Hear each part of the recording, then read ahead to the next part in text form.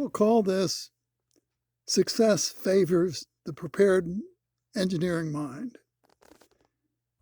And what I mean is an engineer will make his own refractive measurements accurately. It takes time to do that. That is what I'm doing. So in this segment, they talk about getting out of slight nearsightedness. By slight, I mean 20/40, and you never wore a minus lens, ever. So now you're measuring a refractive state at minus a half diopter. Now, you teach yourself how to make a refractive measurement accurately. Now, I taught celestial navigation, and the way to do that is have the person actually make the measurement. Any third-party measurement in celestial navigation does not mean anything. In the same way with my refractive state. I've learned that if I want to accomplish something, I must be in measurement control. So this in part goes to my immediate relatives, and I ask them to basically do what Rupa does with her kids. Keep their eyes 20 inches off the page, play tennis. But had they ever become slightly negative, then I would have taught them how to make accurate refractive measurements, as I did it, to go from about 20/60 to 20/40, and then continue wearing the plus after you get to 20/20. My refractive state is now about plus a half diopter, which means I read the 20/20 line through a plus half diopter lens. This is how measurements were made up to the year 1900, and they're quite accurate. But here she talks about avoiding or getting out of slight nearsightedness. For kids, and we can slow things down. And then what are signs that a parent's child may be becoming nearsighted? We see this a lot. And I know parents are always looking for getting close to the TV, and that can be one of the signs, but it also can be because they just like to be close to the TV and they want to be like in the action of things. But I honestly do find that most of the time it's the teachers that seem to notice first. So they might notice the squinting or the head tilting or just not being able to keep up in class. So I think a lot of that. I know parents also really think about headaches. That can happen, but it really is one of the more rare, I think, signs of needing glasses. But eye strain or eye fatigue, absolutely, it can be. And then just blurred vision far away. I mean, some kids are verbal enough to say, I can't see that. When they're talking about, honestly, that's like way down on the list because kids don't know what they're supposed to see. So they're not going to come up to you like, I can't make that stop sign out. Or it doesn't even occur to them that that's what they're supposed to see. So the parents and the teachers kind of have to really be on top of it or get these eye exams so we can make sure, figure out what's going on. And then, so this, of course, never goes without some controversy, at least on the internet. But in your opinion, can you reverse myopia?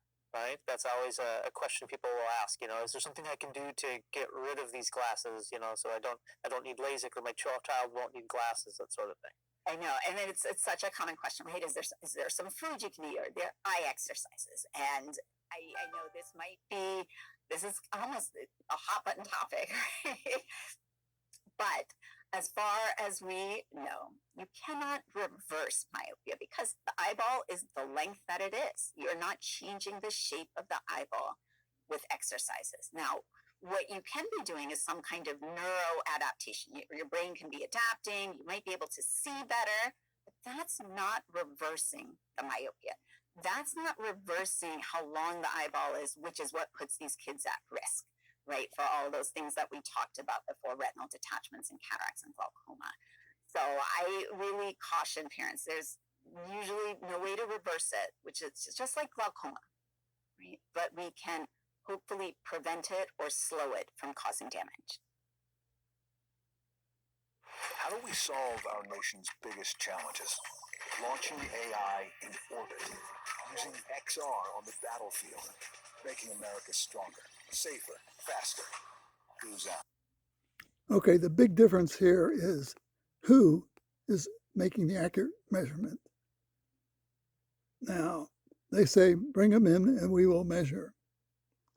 I say, as an engineer, believing that all eyes are dynamic systems, I must personally make the measurements. Because if I don't, it won't be an engineering scientific effort. Now, from my experience, it's possible to slowly get out of 2050 or so, negative refractive state of about 3/4 of a diopter. But I make all the measurements. If you want to discredit everything I said, just say that, and then you believe anything you want to believe.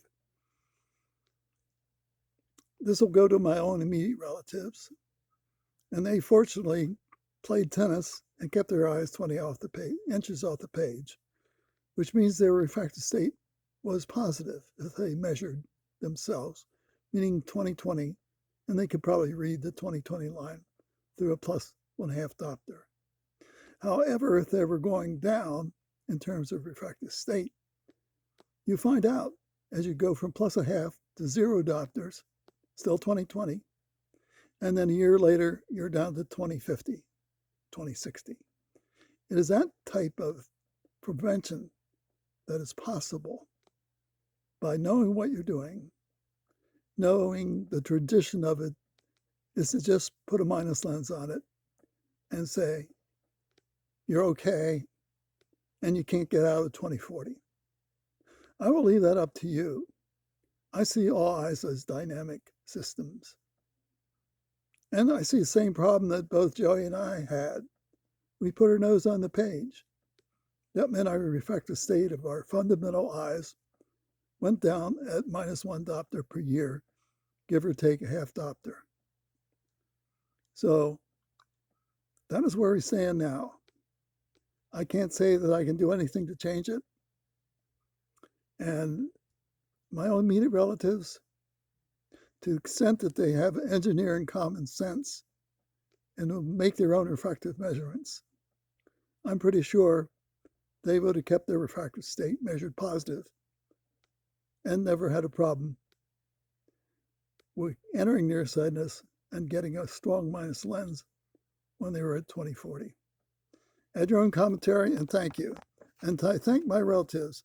I did draft them into this scientific analysis process. Thank you.